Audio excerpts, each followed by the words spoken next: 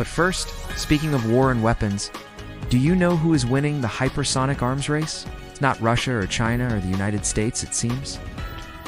A new report sheds light on the secretive world of hypersonic weapons and their development. And the winner, surprisingly, is North Korea. What does this mean? Hello and welcome to Gravitas Plus.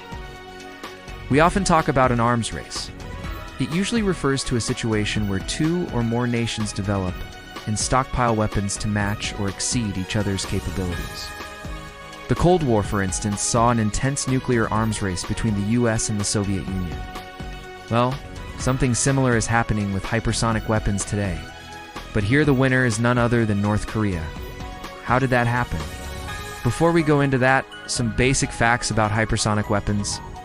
These are missiles that fly at speeds greater than Mach 5, that's 5 times the speed of sound. They are incredibly difficult to detect and even harder to intercept. As of today, only Russia, China, and the United States have them. Technically, South Korea also has some, but those are part of American arsenal deployed in South Korea. So the 3 countries plus North Korea, all of them have hypersonic weapons. Now let's come back to the report. It was published by a US-based think tank. It says North Korea has the most advanced hypersonic weapons program among the 4 countries. It also says that unlike Russia, China, and the US, North Korea has tested these weapons in combat. According to the report, North Korean leader Kim Jong-un has personally overseen the development of these weapons. It is a top priority for him. Now, why is this important? Because hypersonic weapons could change the future of warfare. They can carry conventional or nuclear payloads. They have the ability to maneuver in mid-flight. This makes them very unpredictable. Their speed makes them almost impossible to intercept. Even the best air defenses in the world cannot stop them. Which brings us to the question, how big a threat are they? To answer that, we must look at the intentions of the countries that possess them. Russia and China see them as a tool to counter the West, to hold an advantage over NATO. In particular, the United States sees them as a strategic threat, but not an existential one. Neither Russia nor China has deployed these weapons, so the risk remains low for now. But that could change in the near future. And then there's North Korea. Remember, this is a country which has conducted 7 nuclear tests. It has also recently test-fired ballistic missiles. These tests were condemned by the international community.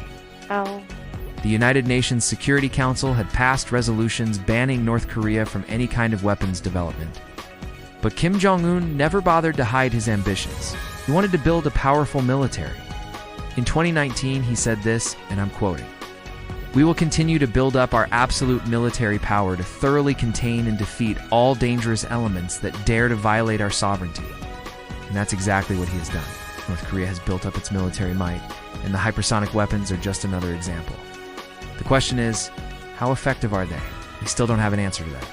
North Korea may claim that these weapons can destroy entire cities, but we cannot verify those claims. What we do know is that these weapons can pose a serious threat to regional stability. And the reason I'm emphasizing regional stability is because of the intentions of the countries that possess these weapons. Russia and China would not hesitate to use them. The US has made it clear that it would not deploy these weapons in Europe, so chances of them being used in a war are low. As far as North Korea is concerned, well, anything is possible. You see, Kim Jong-un has a taste for grand displays. Just think back to his New Year's Day missile parade, showcased his latest weapons to the world. North Korea's state media released pictures of the event. They showed Kim Jong-un closely examining some of these weapons. One of them was a hypersonic missile. It was mounted on a transporter erector launch vehicle. It was paraded through the streets of Pyongyang. This missile is called the Hwasong-8. It was first tested in September 2022. It has a top-over design. It's different from the ones developed by Russia, China, and the United States. What does this all indicate? That North Korea's hypersonic weapons program is far more advanced than we thought. It is perhaps the most advanced in the world. And remember, this is a country that has been sanctioned for its nuclear weapons program. It has been kept out of the global financial system. Yet North Korea has managed to develop advanced hypersonic weapons. It shows how committed Kim Jong-un is to this program. It also indicates the possibility that North Korea could share this technology with other countries. with countries like Pakistan, for instance. And that is a thought that should disturb all of us.